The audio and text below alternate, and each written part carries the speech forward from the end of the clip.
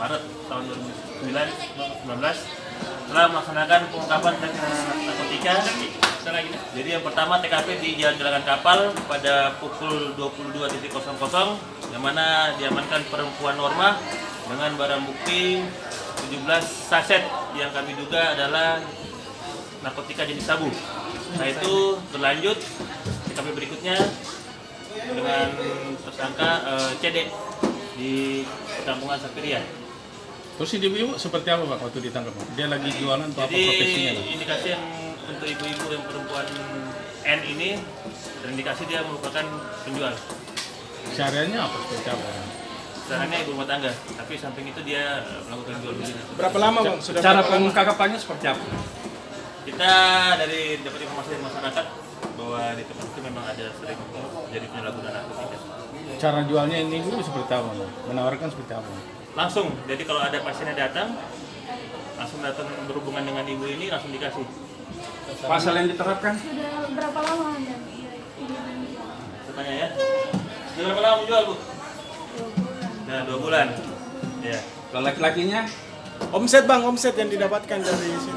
Itu masih kami kembangkan dulu. Masih kami kembangkan lagi untuk offsetnya. Biasanya barangnya diambil dari mana? Barang diambil dari dekat sini juga, dari Kampung Gotong juga. Tapi masih kami kembangkan lagi.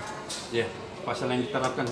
Pasal yang diterapkan pasal 114 ayat 1 dan pasal 112 ayat 1 Undang-Undang 35 tentang narkotika. Ancaman hukuman? Ancaman hukumannya minimal 6 tahun. Beda. Tapi dengan waktu hampir bersamaan. Ini laki-laki? Jadi ini laki-laki di TKP di Kampung Sapiria. Laki CD dengan barang bukti yang kami amankan 1 saset di Kalau ibu ini diedarkan di Makassar saja atau keluar? Sasarannya dia di Makassar saja. Jadi sudah ada pelanggan tetap yang sudah ibu. Ya.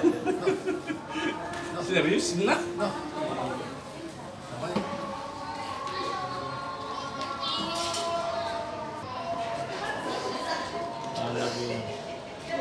Oke, sudah. Belum. Sampar. Woi sangkala. Laku berapa? 2 saset. Yang beli orang dari mana? Supir angkutan. Rata-rata supir angkutan yang beli sih. Aja. 50.000. Ya. Ya.